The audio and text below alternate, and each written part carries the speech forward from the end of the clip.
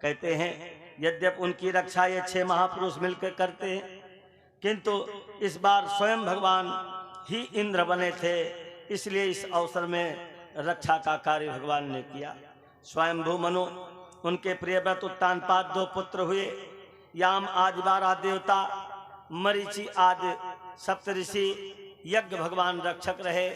दूसरे मनु का नाम स्वारोचिस है। स्वारोचिस था जो अग्नि के पुत्र थे। इनके रक्षार्थ दुमान आदि पुत्र, तुषित नाम के देवता, ऊर्ज स्तंभ आदि ऋषि, रोचन इंद्र और विभु नामक अवतार हुआ। तीसरे मनु प्रियव्रत के पुत्र उत्तम हुए, जिनके रक्षार्थ पवन आदि पुत्र और सत्य आदि देवता और प्रमण आदि सप्तऋषि, सत्यजित इंद्र और सत्यसेन नाम का भगवान का अवतार हुआ। चौथे मनु उत्तम के भाई तामस हुए। इस मनवंतर में पृथु आदि पुत्र, सत्यक आदि देवता और ज्योतिर्धाम आदि सप्तऋषि, त्रिसखी इंद्र और हरि का अवतार हुआ। कहते हैं जिन्होंने ग्राह से गजेंद्र को छुड़ाया और राजा परीक्षित को सुखदेव जी ने, कहते परीक्षित ने सुखदेव जी से पूछा, है भगवान बादरायण एतत्ते श्रोतमेक्षामि हे वयम हरिर्यथा गजपतिम ग्राहग्रस्ततमोच्युतम।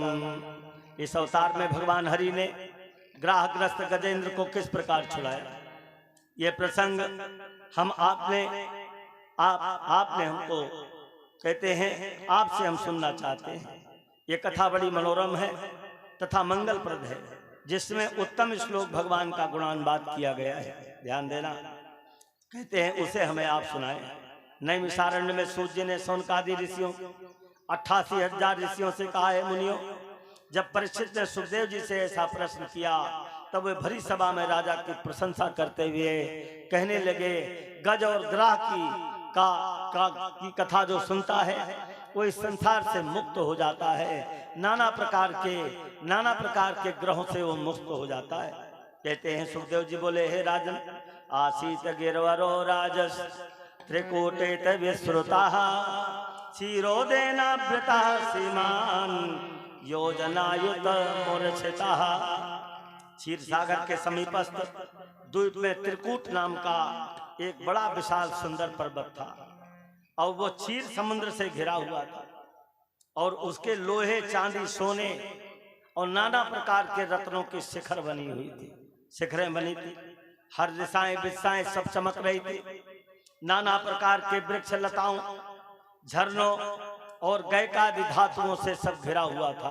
बड़ा सुंदर रमणीक स्थान था वरुण का। वहां देवियां और देवता लोग रमण करने, विहार करने आया करते थे। जब पर्वत सुशोभित था, उसी पर्वत की तलहटी में वरुण का एक ऋतुमान नामक का एक बड़ा ही मनोरम बगीचा था, जहां देवता अप्सराओं के साथ सानंद विहार किया करते थे। बसंत आदि सब ऋतुओं में पुष्प वहां सर्वदा खिले रहते थे। उस उद्यान में एक बड़ा विशाल सरोवर भी था, जिसमें सुनहले रंग के कमलों का फूल, मयूर, चातक, हंस, ये इस प्रकार से दिव्य पक्षियां वहां कलरव किया करते थे। कहते हैं जिसमें सुनहले रंग के कमल के फूल उगे रहते थे। कहते महाराज, चंपा, अशोक, चंदन वृक्षों की घनी छाया में नाना पशु पक्षी वहां विश्राम किया करते थे, विश्राम करते थे। ध्यान देना, इस पर्वत के घनघोर वन में बहुत से हाथी और हथनियों के साथ एक विशाल गजेंद्र का झुंड आया है। और उस समय वो झुंड जब वहां पहुंचा, कहते हैं पर्वत के घनघोर वन में बहुत से रहता था, जिसको गंध पा करके सिंह और व्याघ्र 10,000 हाथी का बल रखता था। वो अकेला हाथी जिसकी गंध पा करके सिंह और व्याघ्र जंगल में से भाग जाते थे गजेंद्र को देख करके। आज वही गजेंद्र उन्मत्त की तरीके, कहते हैं बलमद, धनमद, ये पदमद मनुष्य को पतन की तरफ ले जाता है। आज ये गजेंद्र नाम का जो जीव है, ये उन्मत्त की तरीके अपने पत्नियों को साथ में लेकर के उस सरोवर में प्रवेश कर गया। सरोवर में प्रवेश किया, किलोले कर रहा। सरोवर क्या है?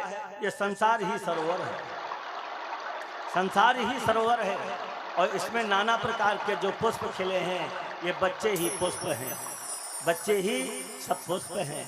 ये घर मकान, ये सब सारी चीजें जितनी हैं, ये सब सारे नाना प्रकार के ये शोभा देने वाले हमारे चातक, सारस आदि आदि नाना प्रकार के पक्षियां, नाना प्रकार के जो पुष्प इस संसार में खिले हैं, वो सब हमारे ये बच्चे परिवार ही हैं, परिवार ही। आज गजेंद्र नाम जीव जो है अपनी पत्नियों को खुश करने के लिए, पत्नियों को खुश करने के लिए सुबह से लेकर के शाम तक नाना प्रकार का पुरुषार्थ ये जीव किया करता है, जीव किया करता है। गजेंद्र उसी प्रकार से आज हाथी अपने सूंड में पानी भर करके हथनियों के ऊपर डाल रहा है, और हथनियां भी सूंड में पानी भर करके हाथी के ऊपर डाल रही हैं। बड़ा किलोले हो रहा है, बड़ा आनंद ले रहे हैं। जब घर में सुख होता है नाना प्रकार के, तो उस सुख में परमात्मा को जीव भूल करके नाना प्रकार के मस्ती लेने में संसार में लग जाता है। तो कहते हैं जहाँ इस प्रकार का जहाँ आनंद है